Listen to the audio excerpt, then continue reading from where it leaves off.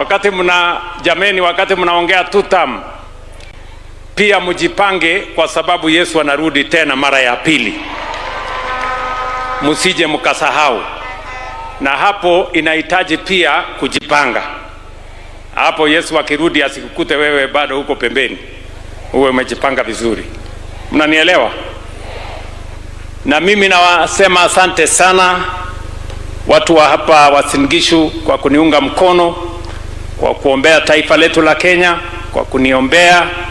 Ile kazi yote nimeweza kufanya katika taifa letu la Kenya haingewezekana bila ya mchango wenu wa maombi na support yenu. Mimi nasema asante sana.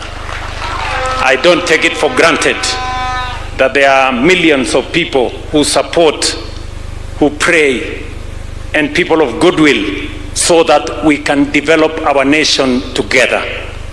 Nafasi niliyopata kuwa kiongozi wa taifa letu la Kenya ilianza na nafasi mlionipatia hapa nyumbani.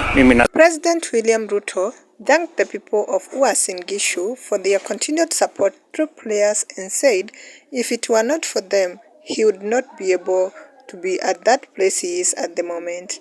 This is what he said: Jamani, wakati mnaongea tutam, pia mjipange kwa sababu Yesu anarudi tena mara ya pili. Msije mkasahau. Na hapo inahitaji pia kujipanga, ndio Yesu akirudi asikupate bado huko pembeni.